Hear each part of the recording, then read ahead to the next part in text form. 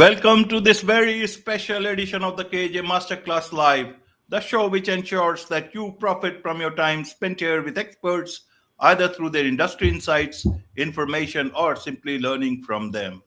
And today we have Robert B. Foster, transformational speaker, coach, and author. He has made it his mission to help people conquer self doubt and unlock their potential. Welcome to the show, Robert. Thank you. Thank you very much for the opportunity.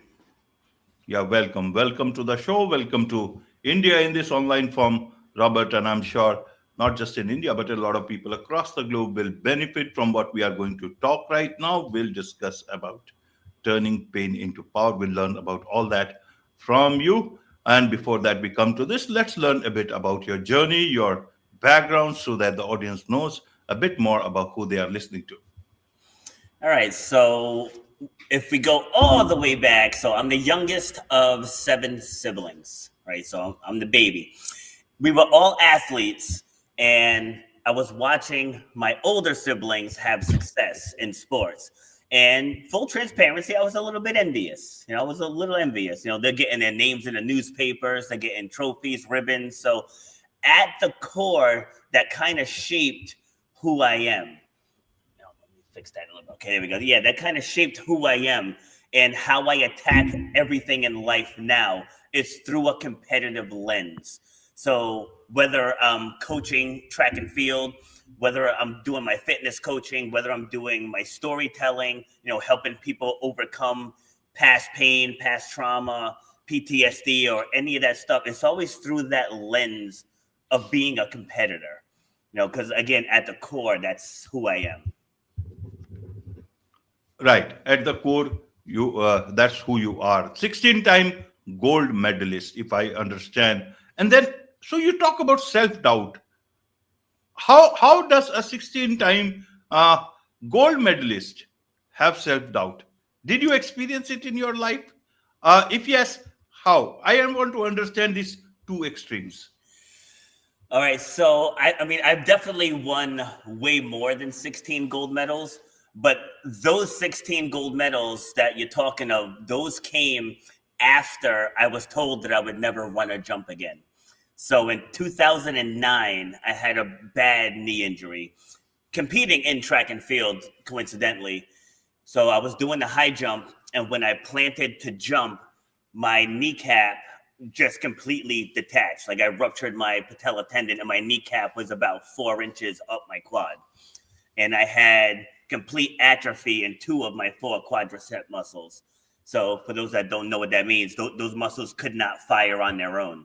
So the initial diagnosis was not good. Like I said, they said I would never run or jump again. But I decided to not accept that. And I think in life, a lot of people, they're told something and they just accept it. Like say if you wanted to write a book, and someone close to you is like, oh, you can't write a book. No one's going to listen to you. Your story isn't strong enough. And if you choose to accept that, then you're not going to move forward and write your book. So that was the stance I took it from, going back to me being a competitor. I was like, all right, this is just another challenge. I was like, yes, this person, this doctor, this someone with a PhD, at the end of the day, he's just making a guess. It's like, he doesn't know how I'm going to heal from this. Like, he doesn't know how resilient I am. Like, he doesn't know what I'm willing to push through. And so it took me a couple years to get back to where I was as an athlete. I started running again 4 months after my surgery. Now, granted, I looked like a newborn giraffe, but I still ran. I got out there, I got both feet off the ground. But it took me 7 years to get back on the track.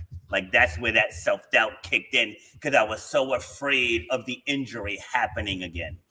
But then as I got into the speaking world, I was like, I have to get back onto the track because I can't complete the comeback without getting back on the track.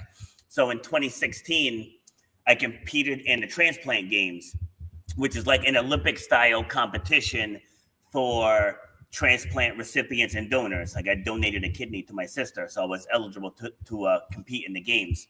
That's a whole separate story in itself. But when I got back on the track, the goal was to just get out there and compete again. I didn't have any expectations, but I ended up winning the high jump. And then like now in 2024, I'm undefeated in the high jump since I got back on the track in 2016. So that's where those 16 gold medals are more special, because I was told I would never be able to do that again, and I was able to defy those odds.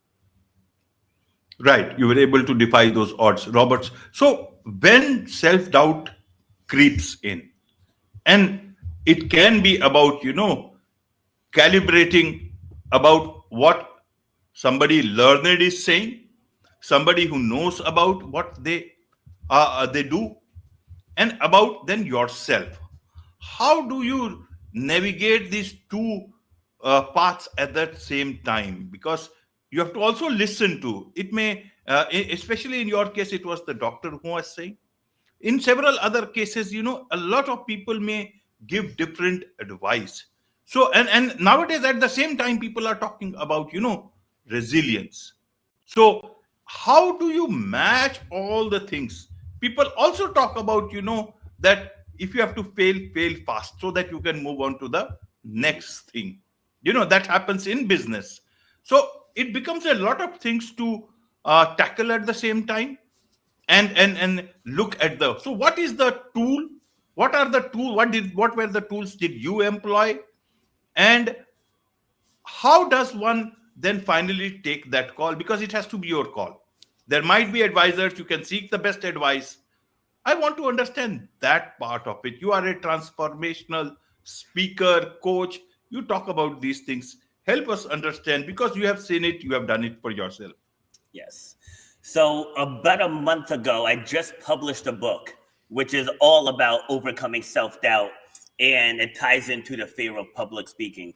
So where self-doubt creeps in is from a lack of clarity. It's like when people know what they want, nothing can shake them. So for example, back in my early 20s, I took an insurance course. Like I was going to get licensed to sell insurance.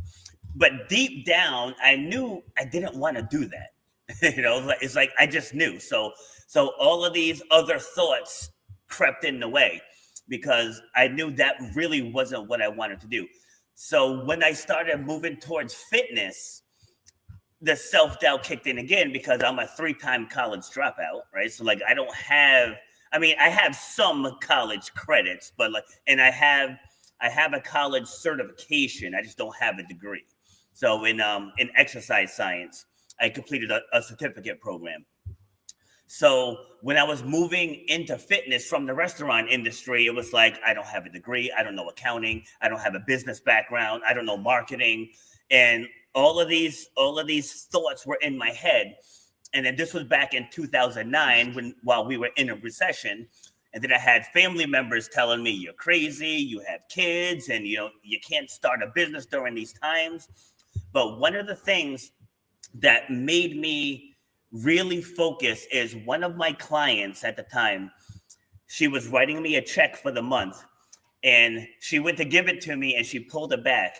And she's like, I just want you to know, there's a brand new state-of-the-art Planet Fitness 2 minutes from my house that just opened.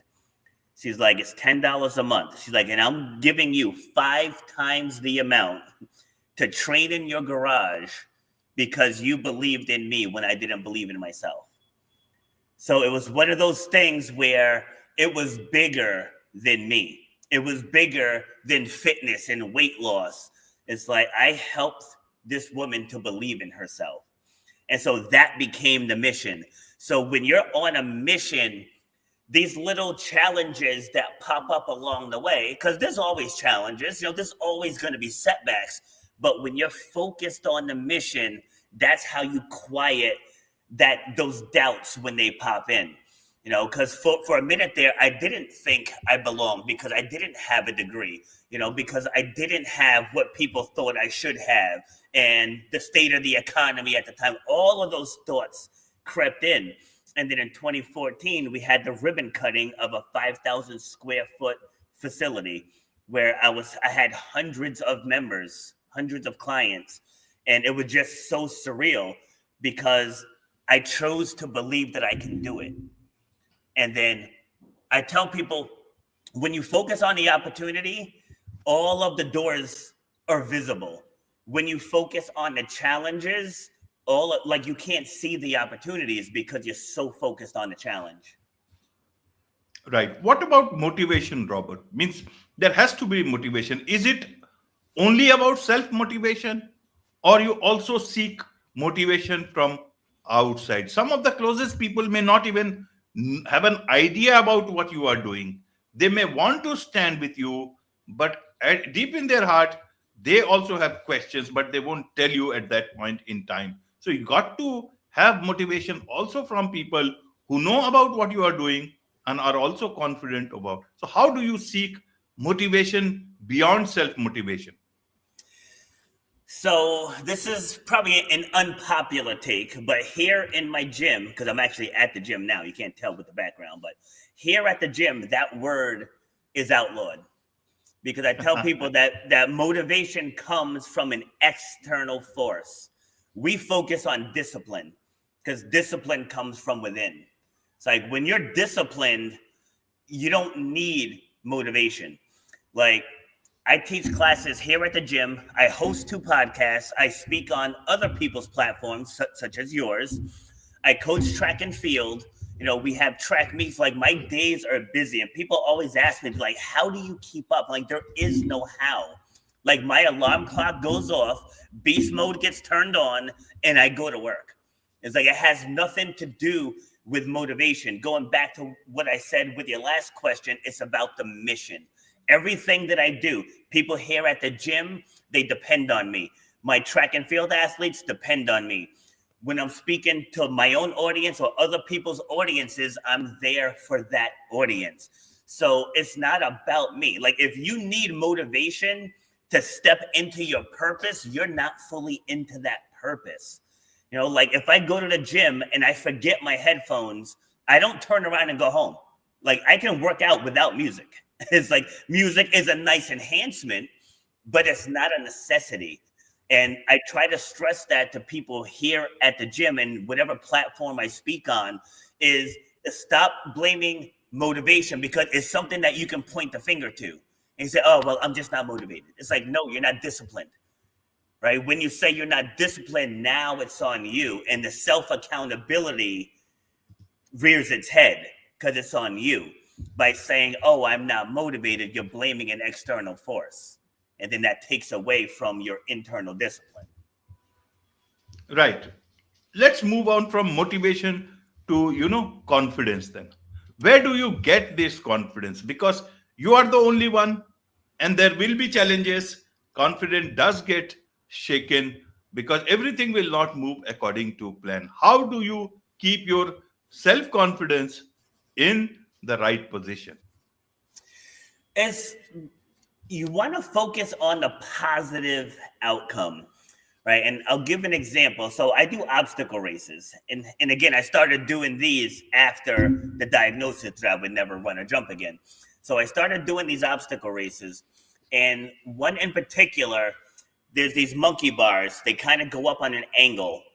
And this race was a 12-mile race. So like you have hydration packs on with water and supplies, gels, and all that good stuff.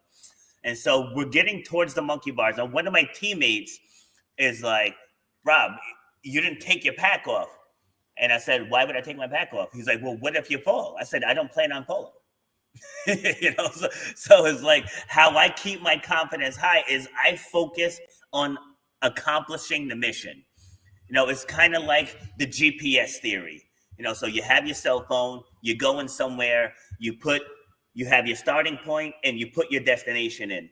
So if you're driving and the road is closed somewhere, you don't just turn around and go back home, right? It reroutes you around the closed road and you keep going towards your destination.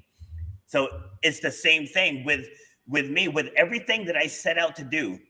Like when I came to this gym, I walked in these doors and I said, in 90 days, I'm going to be running this operation. 90 days. This was in July of last year. By October, the owner said, you have free reign.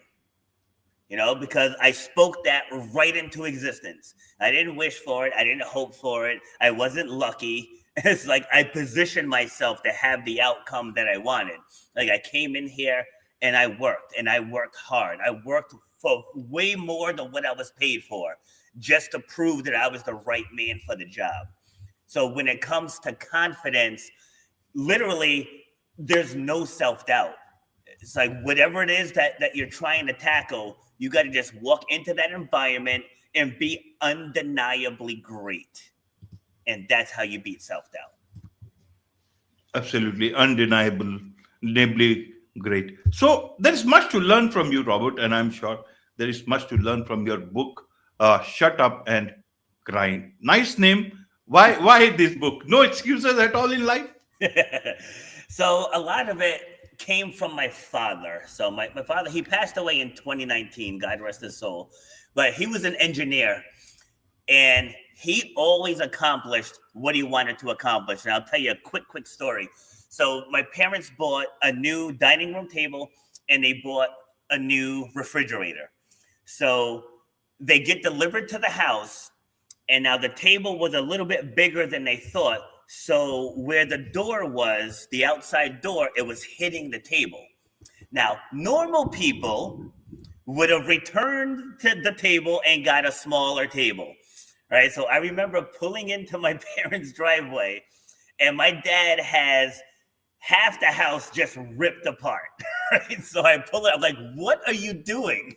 And he reversed the door in the window because he wanted that table and that refrigerator. So like I developed that shut up and grind mentality from him. Like whatever he wanted to accomplish, he accomplished. Like he came home with cars that were smashed beyond belief. And we're like, what are you gonna do with that? And then 6 months later, I was driving it. So it's like he was always raising the bar. And even as an athlete, as a track athlete, it's like, I'd be like, all right, Dad, I got to compete today. He's like, but did you place? Well, no. Well, it's like, well, you got to work on placing. So, hey, Dad, I placed. I got fifth. Why didn't you get top three? Hey, Dad, I got top three. Why didn't you win? Right? It's like, hey, Dad, I won.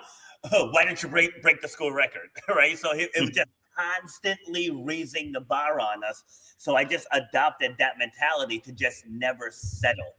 And for some people, that could seem exhausting.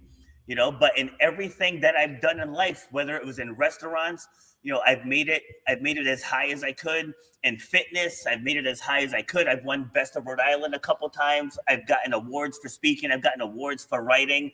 It's because everything that I do, again, it's not about me. It's like I'm serving other people. So I have to show up as my best self. And in showing up as your best self, again, it's very easy to overcome the self-doubt because I know I have to be my best version to inspire other people. Absolutely. Tell us a bit about your podcasts. You have got 2 podcasts, you said. Yes. Yeah. So my main podcast is this one, where's over here? Shut Up and Grind. And that one actually started out, it was Shut Up and Exercise. But I didn't want to just put myself in the box of just talking about fitness because I found that the principles that I use to help people, whether it's lose weight, run faster, jump higher, that those principles are kind of global. So like if you wanted to start a business, there's certain steps you have to take. If you're overcoming trauma, there's steps you have to take, so on and so forth. So I changed it to Shut Up and Grind because struggle is global and the grind is global. Just like I'm in the US, you're in India. And here we are having the same conversation about self-doubt, about discipline, about motivation. Like these topics are global. So I wanted to bring my message to a bigger audience. And my show is heard in over 60 countries now. And I've heard so many things over the years. Like, and again, I've had guests from 6 of the 7 continents. And the main theme is that most people wanted to do something. Someone in their life clipped their wings, told them they weren't good enough, they weren't smart enough, they weren't talented enough. And then now they're doing that thing that they wanted to do back in the day. Like, using myself as an example, I always wanted to be on TV. Like, that was just my thing as a kid. Like, I just wanted to be on TV. Now I won't get anywhere near Hollywood, but it just is fitting that now I have my own platform where I can come on and I can just speak about what I want to speak about, and I can help people navigate the struggles of life. Because especially men, a lot of men keep their struggles inside. And with my platform, I encourage people to say, no, it's okay. Be vulnerable. Talk about what's hurting you, because you don't know who else is listening that needs to hear your story like only you can tell it. And then my other podcast is about obstacle course racing. So again, just people sharing their stories about why they race. So like, some people, they get diagnosed with cancer and they use racing as their outlet. Other people never worked out a day in their life and they turn to obstacle racing, for their outlet, so on and so forth. It's like, basically both of my shows is about storytelling. So like, one is just grinding through life and the other one is about obstacle course racing. Absolutely. There's so much to learn from you, Robert, and I'm sure a lot of people would want to learn more from you, about you, be your client, learn from your book as well as both your podcast. What's the best way for them to connect with you? Yeah, so the best way is on social media. So through Facebook, it's at rfoster74. And on Instagram, it's Robert_B_Foster. And of course, the book, like, if you struggle with self-doubt, like, I didn't write this book just to say I wrote a book. Like, people always say, be the change that you want to see in the world. And I've seen so many people that have all the talent in the world, but they don't have the belief in themselves to see that talent through. And I wrote this book. This is a step-by-step guide to take you from whatever hurt you or whatever you want to do. There's 13 worksheets built into this book, and it takes you from start to finish. And now I could have taken this book and turned it into a masterclass and charged thousands for it. But that's not what this is about. I want to help the average everyday person who has a gift. They're afraid to act on that gift, and you just need some guidance. Like, this book is only $20, but this book is going to change your life. So if I can stress anything, it's that. Like I said, it's not about me selling a book. Like, I want to help you get to the other side of whatever is holding you back from the success that you want. Wonderful. With this, it's a wrap on this very special edition of the KAJ Masterclass Live.